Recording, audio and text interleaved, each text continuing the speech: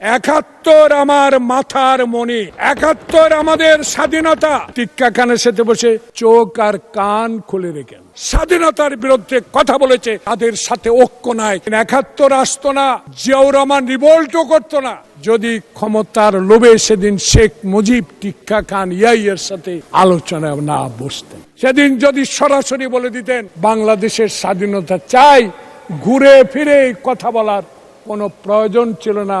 তাই আজকে আমাদের বন্ধুবর জামাতে ইসলামের যারা আজকে এখানে আছেন, ঐক্য জোটে 11, ওরা 11 জন সেই মুক্তিযুদ্ধের ছবির কথা আমার মনে পড়ে। মাননীয় স্পিকার, যখন আমি তাকাই আমার এই সহচরদের যারা তরুণ আজকে এখানে এসেছেন, আমার বুকটা ভরে যায় যখন পার্লামেন্টে আসি। কারণ এরাই আন্দোলন সংগ্রাম করে বাংলাদেশের ৩৬ জুলাইকে সার্থক করে তুলেছে। যেই নেতার নির্দেশে সেই নেতা হলো তারেক রহমান। আজকে তাই মনে পড়ে ভাইরা, আজকে যখন ৭১ বলি গায়ে জ্বালা দেয় কেন? টিক্কা খানের সাথে বসে চোখ আর কান খুলে রেখেন। কারা বলেছেন? নাম আমি বলতে চাই। তারাই বলেছেন যারা স্বাধীনতার 2 দিন আগে বাংলা বুদ্ধি শূন্য করতে চেয়েছিলেন। কারা? আজকে যদি বলি আপনারা রাগ করেন কেন? ৭১ আমার মাথার মণি, ৭১ আমাদের স্বাধীনতা, এটাকে মাথায় রাখবো। কিন্তু জুলাই আগস্টের সনদ পাশ করা অক্ষরে অক্ষরে বিএনপি পালন করবে।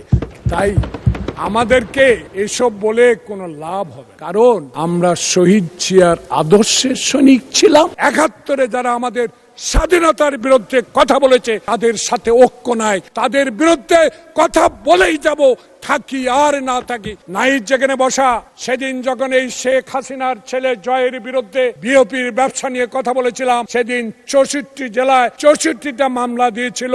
আপনারা যখনই বলেন কোথায় ছিলেন, কে লং ড্রাইভে গিয়েছিল, কারা 96 সালে এই হাসিনাকে চেয়ারে বসাবার সহযোগিতা করেছিল? মনে পড়ে? আপনাদের মনে করা উচিত। বেগম খালেদা জিয়া বলেছে এরশাদের আমলে কোন নির্বাচনে আমি যাব না, কিন্তু এই সংসদে বলেছিলেন শেখ হাসিনা তার পরের দিনে এরশাদের আমলেই নির্বাচনে গিয়ে এরাও গিয়েছে।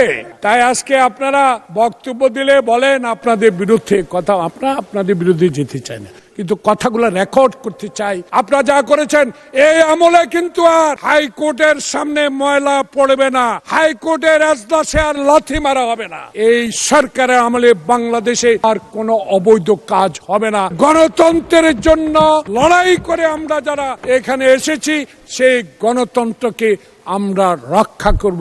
যে বাংলাদেশে স্বৈরাচার বিরোধী আন্দোলনে যে শিক্ষা আমরা গ্রহণ করেছি, যেভাবে আমাদেরকে অপমান অত্যাচার লাঞ্ছিত করেছে, কিন্তু আপনারা আমাদেরকে বিভ্রান্ত করেন না যে এই জুলাই সনদকে নিয়ে যেন আমাদের সাথে আর দ্বিমত পোষণ করেন না। আমরা জুলাই সনদের অক্ষরে অক্ষরে আমরা ইনশাআল্লাহ সংসদে জুলাই সনদ পাশ করে নেব।